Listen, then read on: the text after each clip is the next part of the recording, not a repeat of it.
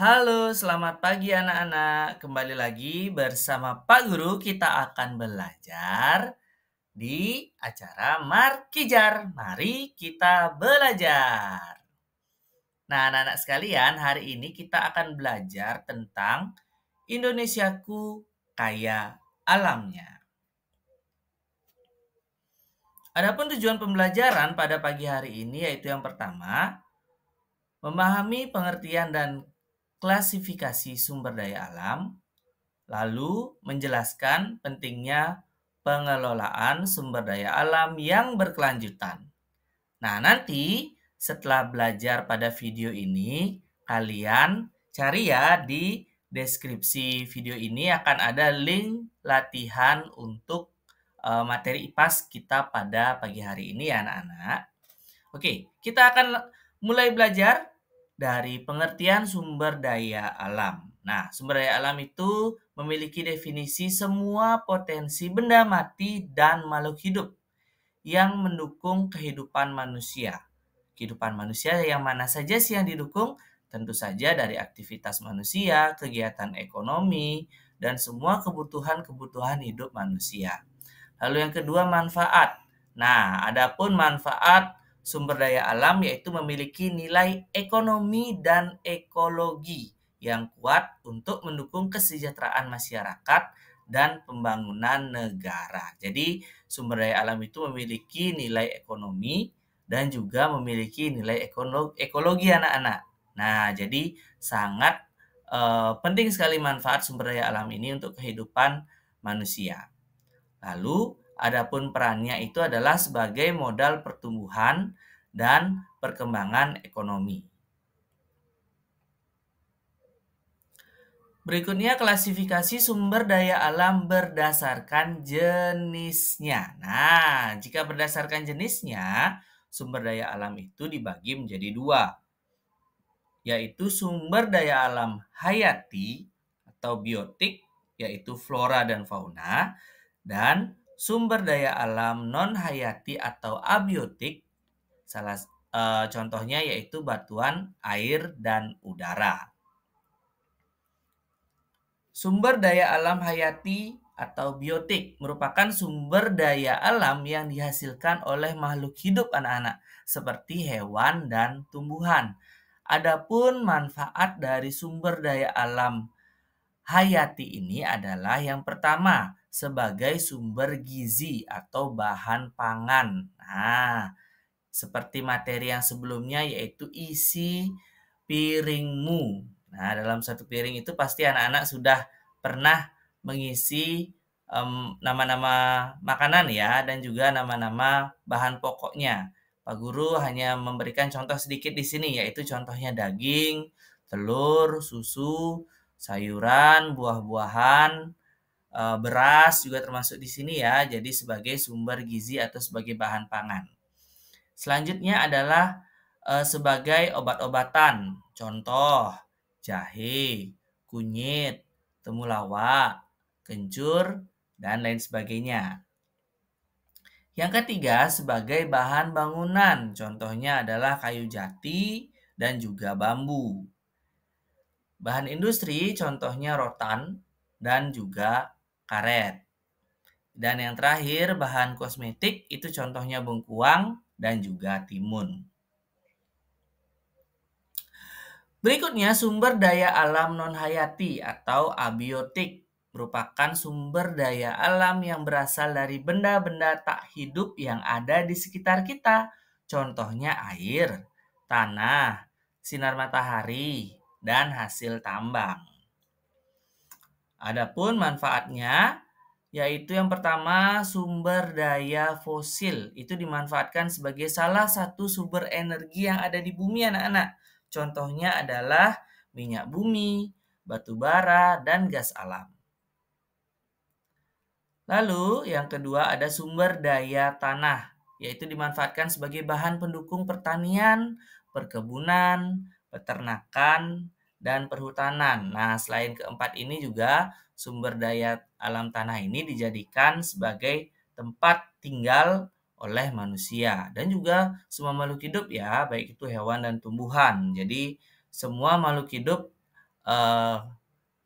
sebagian besar hidupnya itu ada di sini dan yang pastinya memanfaatkan sumber daya tanah untuk kelangsungan hidupnya, baik itu dalam kelangsungan hidupnya sebagai makhluk sosial, makhluk ekonomi, ya. Jadi, manusia sangat-sangat bergantung sekali dengan sumber daya, alam tanah ini. Lalu yang ketiga, sumber daya alam yang berupa air, yaitu dimanfaatkan manusia untuk keberlangsungan hidup, juga pada aktivitas rumah tangga, industri, pertanian, dan peternakan, dan juga aktivitas-aktivitas lainnya. Yang dimana anak-anak juga pasti tahu ya, Indonesia itu merupakan negara maritim, jadi sumber daya airnya sangat-sangat melimpah. Yang terakhir ada sumber daya mineral, merupakan sumber daya yang didapat melalui proses penambangan. Contohnya besi, emas, aluminium, marmer, dan sebagainya. Jadi semua hal yang ditambang itu oleh manusia itu merupakan sumber daya mineral. Jadi mineral ini merupakan hal-hal yang ada di dalam tanah pastinya ya, karena dia ditambang anak-anak. Ya, jadi sumber daya mineral ini juga sangat bermanfaat sekali untuk kehidupan manusia, baik itu dijadikan hiasan, dijadikan dalam pembangunan, industri pembangunan, dan juga dijadikan sebagai perhiasan ya anak-anak ya. Berikutnya kita akan lanjut ke klasifikasi sumber daya alam berdasarkan sifatnya. Yang tadi berdasarkan jenis, sekarang berdasarkan sifat. Ada dua juga anak-anak. Yang pertama dapat diperbaharui atau renewable. Antara lain ada air, hutan, energi angin. Lalu tidak dapat diperbaharui atau non-renewable. Contohnya minyak bumi, batu bara, gas alam, dan lain sebagainya. Kita akan masuk yang pertama dulu ya. Sumber daya alam yang dapat diperbaharui merupakan sumber daya alam yang jumlahnya sangat melimpah di bumi. Namun hendaknya kita sebagai manusia mesti bijak dalam pemanfaatannya bagi kehidupan sehari-hari. Nah, biasanya juga sumber daya alam yang dapat diperbaharui ini termasuk ke dalam energi alternatif ya anak-anak ya. Jadi sumber-sumber energi yang sifatnya banyak yang ada di alam dan juga bisa beberapa bisa diperbarui. Nah, manfaatnya contohnya yang pertama adalah matahari. Itu merupakan sumber energi terbesar di bumi. Sinar matahari dapat digunakan sebagai pembangkit listrik tenaga surya dan panas matahari dapat digunakan untuk mengeringkan pakaian dan juga makanan. Nah, panas matahari ini juga bisa digunakan dalam industri pertanian anak-anak ya. Jadi petani garam. Nah, kalau kalian pernah melihat atau mungkin menonton di televisi atau mencari di Google, jadi petani garam ini memanfaatkan sekali bukan sinar ya, tapi panas matahari untuk menjemur air laut yang dijadikan garam seperti itu. Lalu yang kedua ada air sebagai sumber kehidupan manusia. Ya, jadi segala kehidupan manusia ini sangat tergantung sekali dengan adanya air di bumi. Nah, dan juga sebagai pembangkit listrik tenaga air yang kalian sudah pasti tahu, yaitu PLTA. Yang ketiga udara. Nah, anak-anak, semakin bersih udaranya itu akan berdampak kepada kualitas hidup manusianya anak-anak. Jadi semakin bersih udaranya, kualitas hidup manusia pun akan lebih baik. Jadi kita harus menjaga kebersihan udara di sekitar kita. Ya. Jadi selain juga meningkatkan kualitas hidup manusia, udara juga dapat digunakan sebagai pembangkit listrik tenaga bayu atau PLTB. Lalu yang keempat ada hewan dan tumbuhan sebagai sumber energi manusia dalam melakukan berbagai aktivitas sehari-hari. Jadi disinilah yang Pak Guru tadi bilang sumber daya alam ini harus digunakan dengan bijak, ya, digunakan dengan bijak, tidak dieksploitasi atau tidak digunakan secara sembarangan. ya, atau digunakan secara berlebihan. Lalu yang terakhir adalah sumber daya tanah. Jadi dimanfaatkan secara terus-menerus sebagai sarana pertanian, peternakan, perkebunan juga tadi ya, ada perhutanan dan juga sebagai sumber mineral di daerah tertentu ya, atau daerah-daerah tambang. Nah, yang tambang ini juga harus diambil secara bijak ya anak-anak ya. Berikutnya sumber daya alam tidak dapat diperbaharui. Merupakan sumber daya alam yang jumlahnya terbatas di bumi anak-anak. Dan dapat habis jika terus-menerus digunakan. Nah, contohnya adalah gas alam, itu sebagai salah satu sumber energi. Ya, gas alam ini. Lalu ada kedua minyak bumi, merupakan sumber energi yang dimanfaatkan sebagai bahan bakar kendaraan bermotor. Nah, kalau kalian tahu, Pertalite, Pertamax, nah itu sumbernya awalnya itu dari minyak bumi anak-anak ya. Lalu bahan bakar untuk memasak. Kalau kalian pernah mendengar minyak tanah itu dulu sebagai, bahan bakar untuk kompor anak-anak ya, kompor minyak tanah. Dan sebagai bahan pokok industri. Nah, beberapa industri itu menggunakan minyak bumi sebagai bahan pokoknya. Lalu yang ketiga ada batu bara. Nah, tergolong dalam barang tambang nih anak-anak nih, batu bara harus ditambang dia ya. Dan penggunaannya itu sebagai pembangkit listrik tenaga uap dan bahan bakar kereta api tenaga uap. Jadi kereta api zaman dulu ya, itu menggunakan batu bara sebagai sumber energi utamanya anak-anak. Berikutnya prinsip pengelolaan sumber daya alam secara berkelanjutan. Nah, pengelolaan ini mulai dari penggunaan, lalu melestarikan ya dan menjaga kelangsungan ketersediaan sumber daya alam itu. Nah, bagaimana sih caranya itu? Yang pertama ada memperhatikan keberlangsungan dan kelestarian lingkungannya. Nah, selain kita menggunakan sumber daya alam dari lingkungan sekitar, kita juga harus menjaga kelestarian lingkungan. Ya, salah satunya contohnya adalah menjaga kebersihan anak-anak. Ya, kalau lingkungan kita bersih, pastinya nanti sumber daya alamnya pasti akan terjaga. Ya, salah satu contohnya adalah jika kita menjaga sungai itu tetap bersih, pasti segala kebutuhan yang kita butuhkan di sungai itu akan dapat terpenuhi. Ya. Yang kedua, menjaga keseimbangan antara pemanfaatan dan konservasi. Maksudnya adalah berapa yang kita manfaatkan, segitu juga harus kita konservasi, atau konservasi ini bisa diibaratkan adalah membudidayakan ya. Jadi berapa misalkan ayam gitu anak-anak ya. Dalam satu peternakan, dalam satu hari itu menghasilkan 100 ekor anak ayam. Jadi kita juga kalau bisa maksimal menggunakan 100 ekor ayam dalam satu hari. Kalau bisa lebih kurang lebih baik. Jadi akan menjaga keseimbangan populasi sumber daya alamnya. Ya.